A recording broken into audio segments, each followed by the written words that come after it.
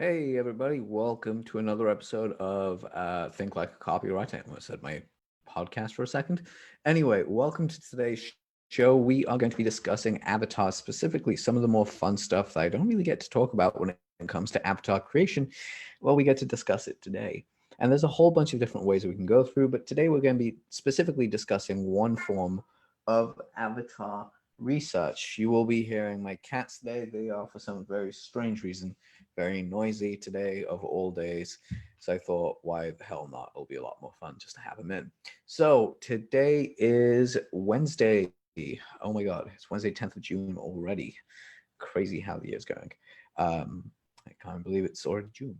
Anyway, so what I was going to say to you guys is that basically when it comes down to avatar creation, you really need to know who you're speaking to. You need to know your audience. You need to know exactly what they want. Hey, Bogdan, good to see you, bro. You need to know exactly what it is that they're coming to you for. So when you know the avatar of what you're actually trying to pitch and why you're trying to pitch it, well, it makes life a lot easier because you know who you're talking to. But there is this idea of over niching, and this idea of over niching, by the way, is when you actually go too deep. Like they always say, inch wide, mile deep. For your niche, you should totally be doing that. But the truth is, at times, that could actually get in the way. That can very much get in the way of what you're trying to do, which sucks, like royally sucks. So, what I mean by that is that you can go so deep that people don't exist to buy. There is literally no one to give you money in the niche that you're in because it's so deep. It's kind of like the equivalent of saying, it's kind of like, I'll give you an idea. Crocs is a great example of going, they actually did go very niche, and there was a very specific type of person that likes Crocs shoes. It's not the biggest market in the world, but they do make the most out of it. Now, if they went even further, like Vibram did, Vibram went super deep. They had their momentum running. Again, these are great examples of good niches of how deep they went. If they went further, however, they would have really screwed up. And there is a way to know. And the way to actually know how far to go is actually doing this test that I was discussing yesterday with the group that I work with. And it's essentially the three things that you need, that you want to actually know. So, for instance, what does it take for someone to become your acquaintance? Like, what do they need to do? What kind of characteristics do they have to show in order? Oh, hey, Ian, good to have you, man. Um, I don't even know which part you're saying how so to or how do to, which is always a fun thing with the show. Always brilliant. So I think I'm actually going to be hearing myself for a second. Just pause that. Right, because I have to keep comment sections live, obviously, which I love. Um, hey, Muslim, good to have you on here. All right, so kind of going back into it. So the way that you do this is you find out exactly what it is that you want your acquaintance to check off on their list in order for you to be like acquaintances. So it could be something as simple as, and yes, I'm good. I hope you are too. So it could be something as simple as my acquaintances, people I kind of get to know. We see each other, say, hey, what's up?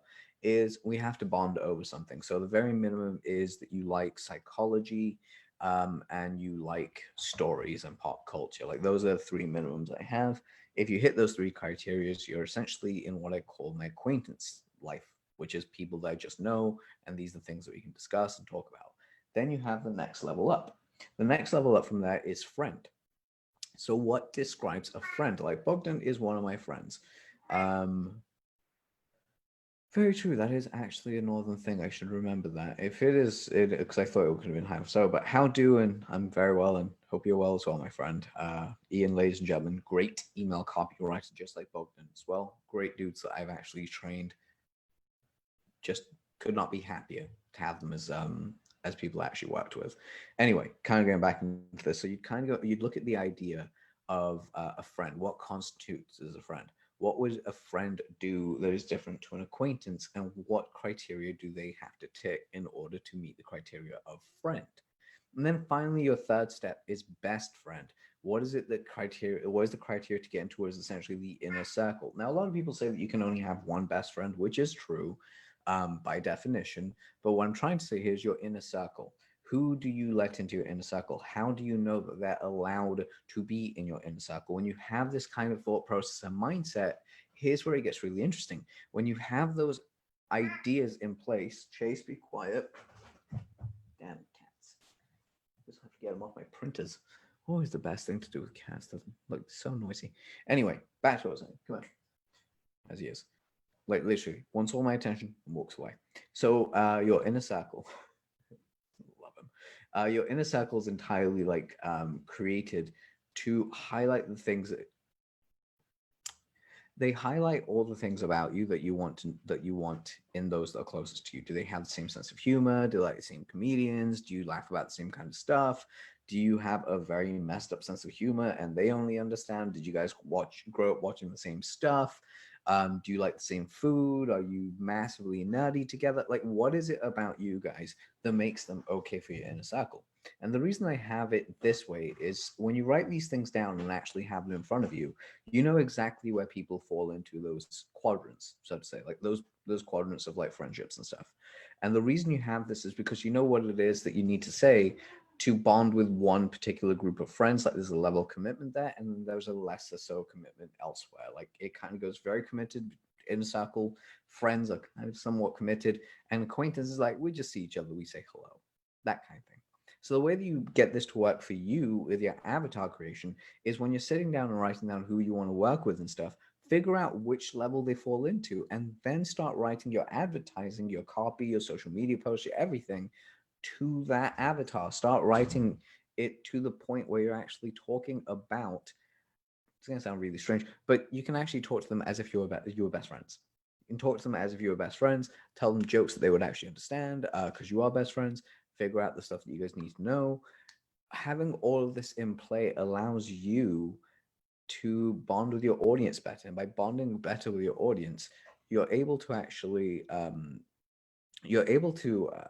understand and attract the right people to you. So that way, when you actually do business with them, it's a lot easier. It's just a very simple transaction.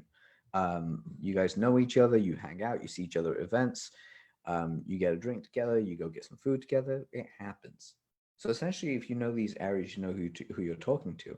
Now, if you want to go the scene, take it one step further, you can actually have it where you're speaking specifically to just one person and one person alone. And that one person is your best friend, your best customer, and that's what you've done to interview them. And there are a bunch of other ways of doing this as well. So like that's one methodology. The next, like pair these up together, by the way. The next would be speak to your best customers and find out why they bought from you. Once you have that information to why someone bought from you, what they actually felt about you, you could do better, what they could do better, how the communication lines were, what they could be improved upon. When you have that piece of thought, or you have that peace of mind, and then you combine it in with what I've just shown you, you end up giving yourself like a higher level of understanding to actually get people to buy from you. And know, like, and trust you, which is brilliant. So with that being said, guys, if you want future episodes like this and more, please head on over to youtube.com/Adil Amarsi official. We are going to be officially launching the YouTube channel, relaunching the YouTube channel. There is some content there already, but I'm going to be organizing it better and putting it on there in the next couple of weeks.